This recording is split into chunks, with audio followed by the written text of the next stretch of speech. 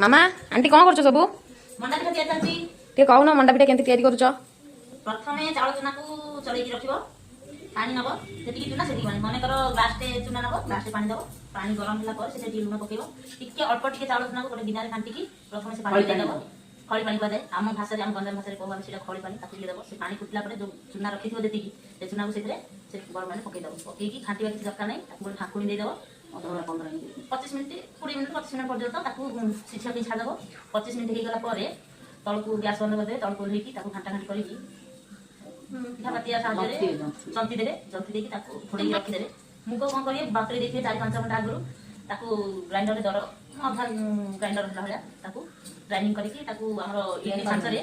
पूरा प्लेन कर बाटलेनी टिके खडरिया थो ताकू इडली सांचरे इडली बेला पकेबे सेरा सिछला ताकू बाहर करिवे नडिया कोइले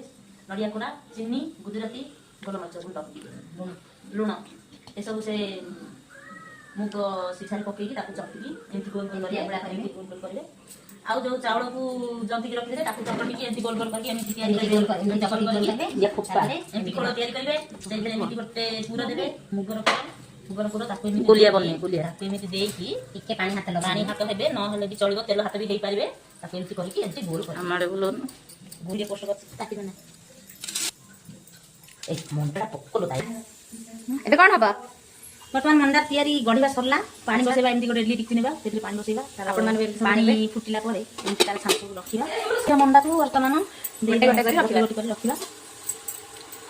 देखो केते सुंदर भाबरे मंडा रखा जोसी फाइनली मंडा पिठरे सब चाली छी जोरदार रे एमती रखिबा परे ताको 10-15 मिनिट छाडी देबा सिझिबा में साइज करे ढांकुनी दे घोड़ाई दबा ढांकुनी घोड़ाई दबा 10-15 मिनिट छाडी देबा सिझिबा पई तारे सिझी जाओ फाइनल लागु छी ना लागुनी वर्तमान मंडा सिझी जाईची देखिबे यदि पानी हाथ हेकी देखिबे हाथ को जदि अठा लागुची जानिबे जे मंडा सिझिनी एबे हाथ को हम लागुनी वर्तमान मंडा हे जाईची संपूर्ण हे जाईची एथरो बाहर करबा प्लेट को हम बाहर करबा गोटे गोटे मंडा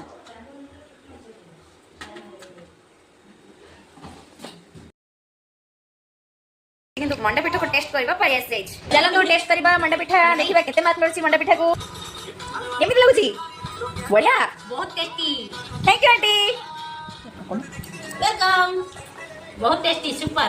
देखले हमर केते सुंदर मंडा पिठा केते टेस्टी आपण माने मध्ये सेमती भलो मंडा पिठा करी घरे खातु आ लाइक शेयर करंतु।